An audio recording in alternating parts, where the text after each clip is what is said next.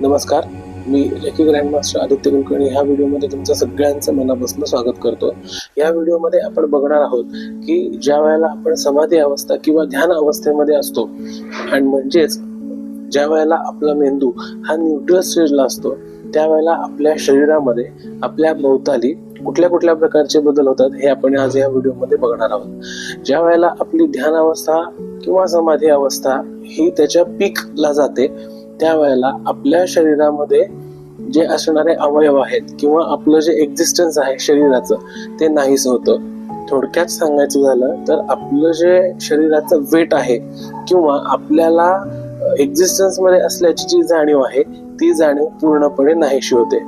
ज्या वेळेला ही जाणीव पूर्णपणे नाहीशी होते त्यावेळेला आपण स्वतः एक ऊर्जेचा स्रोत म्हणून उदयाला येतो। ऊर्जेचा स्रोत अशा अर्थाने की आपला जो फिजिकल एक्झिस्टन्स आहे तो पूर्णपणे नाहीसा होतो आणि आपण जिथे ध्यानाला बसलेलो आहोत तो पॉइंट हा एक ऊर्जा स्रोत म्हणून काम करायला सुरुवात करतो।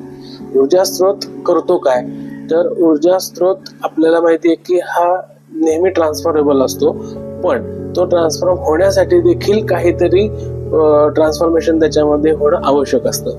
ध्यान अवस्थेमध्ये ज्या वेळेला आपण ह्या पोझिशनला असतो त्यावेळेला आपलं शरीर आपलं सोल हे प्युअरली फक्त एनर्जी म्हणून शिल्लक राहत असतं आणि ही एनर्जी करते काय की जोपर्यंत ब्रह्मांडातून ज्या दिव्य ऊर्जा आपल्यापर्यंत येतात आहेत त्या पूर्णपणे संपत नाहीत तोपर्यंत आपली ती अवस्था कायम राहते।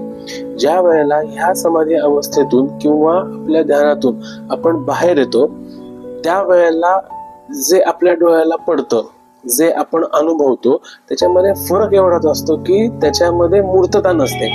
म्हणजे प्रत्येक गोष्टीकडे बघण्याचा दृष्टिकोन किंवा ती जाणीव करून घेण्याची पद्धत ही पूर्णपणे बदलत असते। तर ह्या व्हिडिओमध्ये आपण इथेच थांबूयात, भेटूयात पुढच्या व्हिडिओमध्ये अजून नवीन माहितीसह। तोपर्यंत हा व्हिडिओ तुम्ही जर का माझा युट्यूबला बघत असाल तर माझा चॅनल नक्की सबस्क्राईब करा, बेल आयकॉन प्रेस करा। हा व्हिडिओ तुम्ही जर का फेसबुक किंवा इंस्टाग्रामला बघत असाल तर माझं पेज नक्की लाईक करा, शेअर करा आणि हो कमेंट करायला विसरू नका। आणि एक नेहमी लक्षात ठेवा की कर्माला मेनू नसतो। भेटूयात आपण पुढच्या व्हिडिओमध्ये, तोपर्यंत मस्त खा आणि स्वस्थ राहा। नमस्कार।